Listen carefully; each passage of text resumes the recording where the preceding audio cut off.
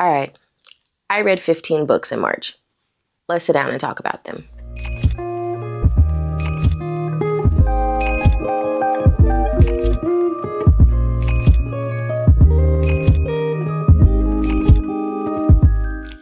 What up, Search fam? Sade here. Welcome back to the channel. If you're new, my name is Sade. I'm out here curating and co-creating a cool ass life and telling y'all about the books that I read from month to month. Now, whether this is your first time coming across my little corner of the internet or you keep coming back, have not subscribed yet, of course I'm going to invite you to join my internet family. Duh. So please hit the subscribe button, turn on the notification bell, be made aware of every time I post a video, which is usually on the weekends. Okay, my friends, we're here. And I still read I still hit double digits on books. I can't help it because I read to read. So we're going to start, of course, with my physical trophies, which have been sitting in my window. And of course, I have my handy dandy iPad right here with the story graph to talk about the digital and audiobooks that I read over the course of the month. Cool. All right. So I told you all that I have been, I reread Emergent Strategy. In the same vein of Emergent Strategy, I read Practicing New Worlds by Andrea J. Ritchie because this is about abolition and emergent strategies. And if you've never heard of the term emergent strategies, it is a community building framework that is deeply embodied, deeply interconnected, but also sort of steeped in the tradition of Octavia Butler. That's how you got me on board, truly. So I read this one because I was working on an article and like really thinking through abolitionist frameworks, especially emergency strategy frameworks, as I was making an argument. And I thought this was quite good. It has a little bit more on legislation and policy change, which I won't say that I'm unfamiliar with, but it's less in my wheelhouse. But it was still fine. I think this is good for helping, again, think through possibilities, what transformation and collectivity look like and could look like, because I firmly believe that in the times that we're living in, we have to get more creative and more imaginative about the kinds of worlds we want to build and the ones that will have us be the most whole. That's just me personally. So, I'd say if you have this as an interest, sure, pick it up. But I probably would not recommend it to people unless they are sort of working within community development or have an interest in that personally. All right.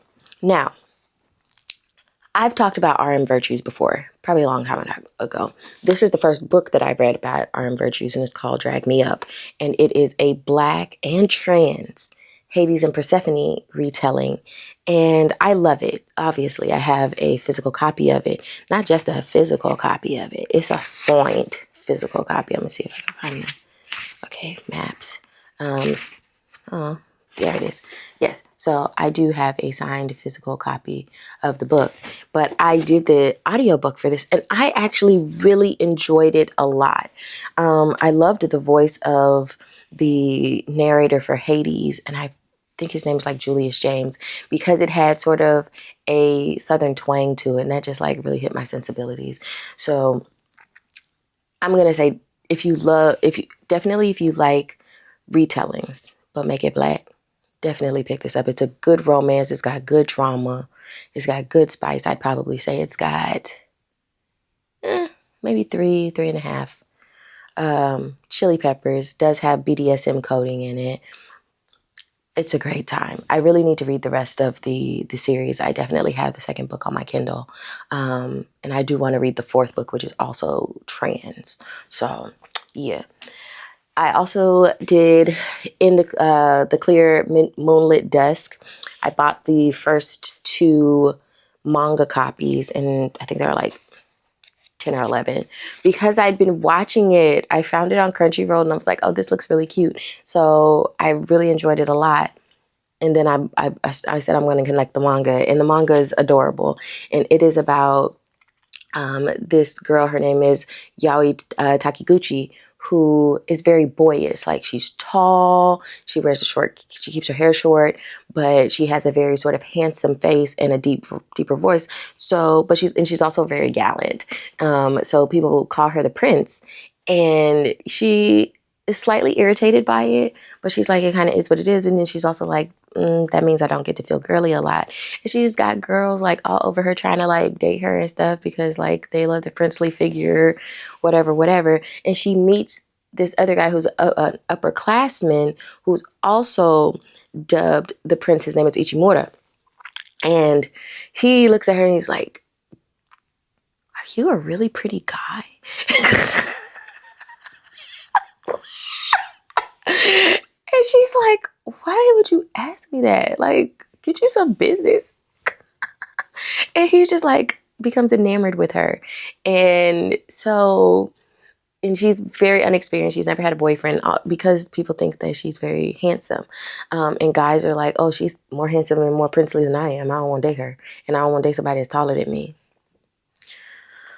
I have thoughts. Anyway, so yes, I'm enjoying this very much, and like I'm glad to be sort of collecting the manga for that. I also started the comic series Roots of Madness by Stephanie Williams. And I met Stephanie Williams when I went to Atlantic Comic Con last year, and she was super nice. And she was telling me and my friends about her comic that was coming out that is sort of steeped in like root work and herbalism and stuff like that. And you know, that's my jam. That's my type of time. So I bought the first 3 installments and I read the first one. And it is about a young lady who is learning scientific root work and things like that. And there's a magical component to it that her mom's like, you don't need to know it now, because she's learning when she's like 11 or 12. And then she grows up, we sort of flashes forward, and she like owns this little shop. And these people come and it's like, hey, we want you to come study with us, this woman. And she's like, what is this? And she's like, listen, girl, think about it. So that's what happened in the first one. I'm very excited to continue this. I'll probably read the next 2 this month. It took a very long time, friends. It did. But I finally finished Katabasis by R.F. Huang. And I enjoyed it. Okay, I probably need to do a longer review because I feel like the reviews that I saw on Katabasis is probably Katabasis, but you know, whatever. They were mixed. Like, some people hated it, some people liked it. I really liked it. And I think part of the reason is because I've done a PhD. And so the sort of struggles, and R. Kwong, by now she might have finished her PhD, but she was in a PhD program herself. I get it. Like, the things that Alice and Peter are experiencing as far as like imposter syndrome and like, you know, being potentially manipulated by their mentor and all these things. I get it. I get it from a deep place. And so I really enjoyed the book because of the reimagining of Dante's Inferno through the lens of dark academia was just very well done. And it was very cool to me.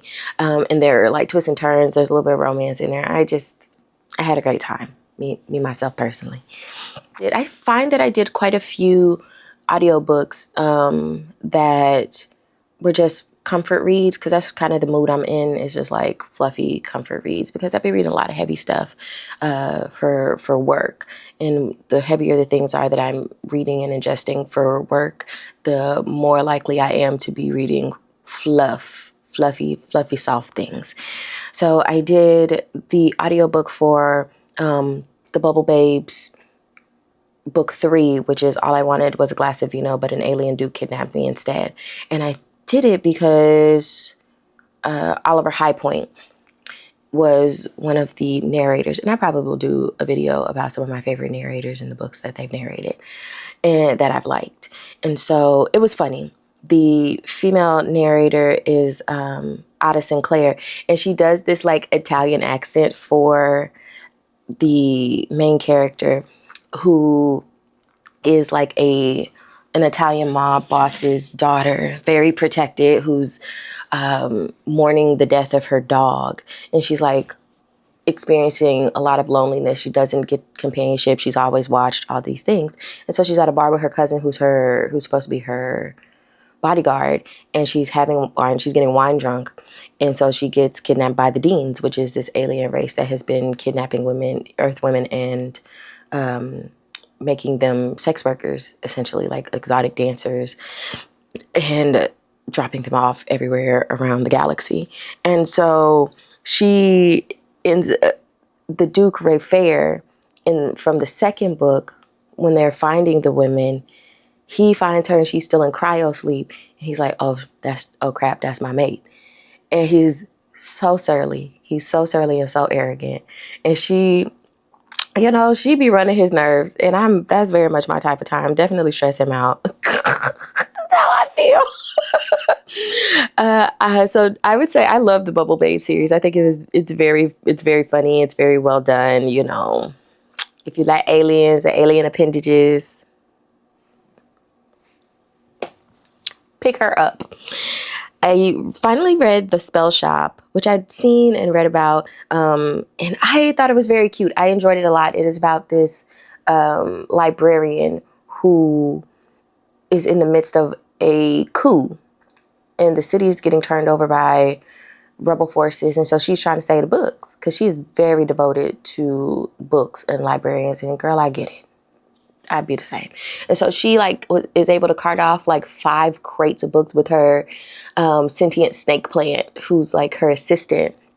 And they end up back in her home island, and she reclaims her sort of parents' home, little cottage, and she opens a jam shop because she's trying to lay low and things like that.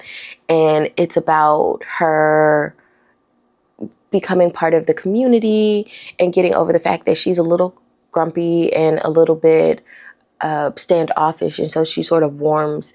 And you got characters, you got grumpy people that don't want her there, and then this man who's like, I really like you, and it's so sweet. He's so sweet, and he has mer horses, and she starts utilizing magic to try to help the island, help the trees grow. She's trying to figure out how to help the mer horses become pregnant again because they hadn't been producing babies.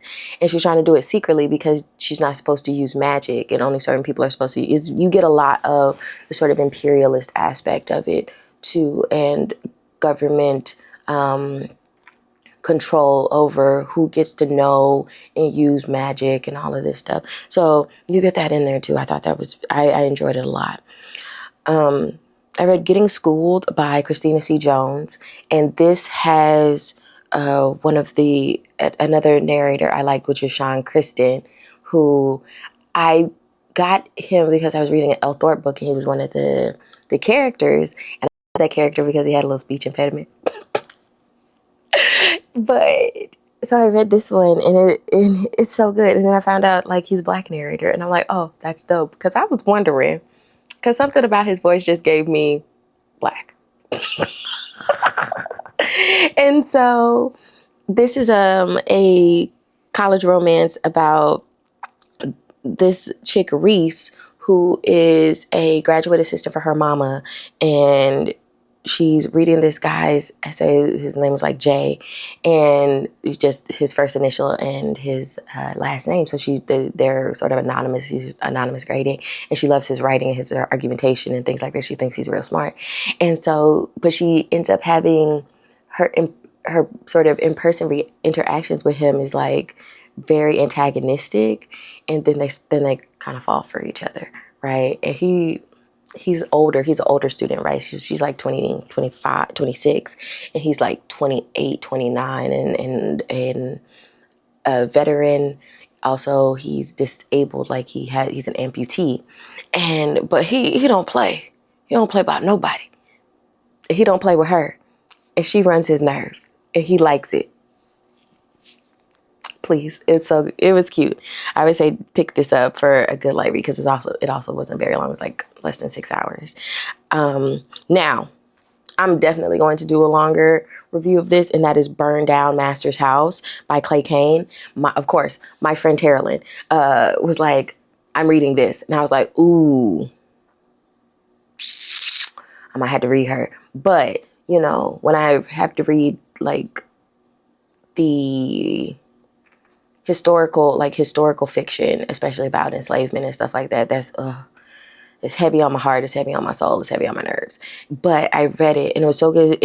It's these 4 interconnected stories, but they're kind of like short stories, but you know, as a part of a whole larger tale about enslaved people and the ways in which they resist enslavement, or they run, or, you know, outsmart their captors and all of the things that have to work through the law. And it was very good, but also parts of it were very difficult. And it shows, and I love the notes at the end, the author's note about the process for writing, and the fact that it's like these are based on true accounts in slave narratives, and I just embellished them to create a cohesive story. Oh, it was so good. It was so good. I'd say this is a definite pick of like required reading, but also you have to mind your triggers because it is graphic. It is very violent. I had to stop a couple of times, but I read it relatively quickly, I think. My friend Ray put me on A Polar Bear Expedition and Other Stimulating Research Opportunities by Cash O'Shire because, again, of the narration, and it's narrated by Christine Revier and Will M. Watt. And so this is about an explorer who wants to go try to figure out where the essence of their magic comes from, and it's like way off. She'd have to go way off on the other side of the map, and other expeditioners have disappeared. So her mentor's like, you can't go. And she's like, no, I'm gonna go. And she's like, and then the mentor's like, if you go, we'll disown you and take your permit or your licensure. She goes anyway, obviously. And she ends up finding the shifters' village, and that's part of the reason why nobody ever returns, because the shifters are trying to keep themselves away from humans, because, you know, humans are awful. And so she goes there, but like she gets seen by this polar bear shifter, and he's like, oh, that's my mate. So he stalks her to try to make sure she doesn't do that silly, because she is kind of scatterbrained and like very La La Land, engrossed in the flora and the fauna and like taking notes and like all of the sort of cerebral academic-y things, right? And so she ends up in coming on their boundaries, and the I guess the shifter leadership is like, now usually we be trying to get like, it's Curtis for you, baby, but he's like, I gotta do what I can to one, save her, because one, that's my mate, but also I don't want to scare her off. It's super cute. And the way that the story is told, where it's like, you know, break the fourth wall, side quest, like, and she did da-da-da-da-da. And I thought that was very cute, very funny. I'm going to continue with this one because the second one is about orcs. I finished with Love from Harlem by ReShonda Tate, and this was on my TBR because I think it released either late last year or early this year. And it's about Hazel Scott, who is a jazz pianist, and her not only her career, but how it's sort of set within her relationship and subsequent marriage to Adam Clayton Powell Jr. So there's historical relevance there, and sort of how she deals with being this sort of classical and jazz pianist, wunderkid in 1940s Harlem, but also how she gets caught up in things like McCarthyism and all the things. You get also cameos and appearances from people like Billie Holiday, who in the book is one of her friends, as well as James Baldwin, who's also one of her friends. And so it was so good. And it was difficult because men, like Adam Clayton Powell Jr., the arrogance there. And I feel the same way about him, especially as depicted in this historical fiction, as I did about W.E.B. Du Bois in Harlem Rhapsody, like men of a certain power and caliber. Anyway, but so I loved it, and again, I love the historical notes at the end, and this got me into actually listening to Hazel Scott's music, and I adore it. it was the sort of jazz classical that I needed in my life and didn't realize it. So I've been listening to Hazel Scott a lot. So I would say do that and read With Love from Harlem. I also did Slate City Omega's Omegaverse #1 with Not Your Damn Omega by Devyn Sinclair. This was cute. This is about an Omega. I think her name is Esme, and she is a twin to a Hollywood starlet. Who's also an Omega, her sister, but her sister has a pack. So people have been like, and she's a little surly, like she don't really like nobody, and fair girl, but she wants to be an Omega, like she wants to have a pack and all these things, but her mom's been desperately trying to match her with a pack, but everybody that she encounters, they really just want a stand-in for her sister, which really, really sucks. So she goes to this party, like her sister forces her to go to this party, and she meets, she sort of literally runs into Bennett, who's a tattoo artist. And he's like, ooh, mate. And so he and his pack of 5 guys they own a tattoo parlor, like a very famous tattoo parlor. And they're like, yeah, we gotta woo her. And she's, got insecurities about why they really want her, and like there are misunderstandings and things like that. You know me, I hate a weak ass bitch. So she got on my nerves at times, but also she was young. So I have to keep that into context as well. I thought it was cute. It scratched my itch that I wanted. Because I do generally, and I enjoy Devyn Sinclair's writing, not because it's the most groundbreaking or best written, but it's just, it's a good time. It's a cozy thing. I also did One Day Everyone Will Have Always Been Against This by Omar El Akkad, and it was, it was good. It was good. Another difficult one, but it's talking about the Palestinian genocide and how it becomes perceived, and how, people's sort of silence and sort of capitulation to allowing it to happen. But at some point, a few years from now, everybody will have been like, oh, this was bad. And it's so sad. Like, I've been sort of wrestling with that since the sort of latest iteration of the Palestinian genocide, starting in 2023, like, because of how I just feel about people. And so I think it's important to read and he's Egyptian, so he's also talking about just being Middle Eastern and being a Middle Eastern immigrant and like all of those things. And so I thought it was a really good perspective, and I'm really glad I read it, but it also really tugged at me, and I'm still sort of thinking about it. I also read Writing Mr. Wrong by Kelley Armstrong. This was super cute. I enjoyed this one a lot.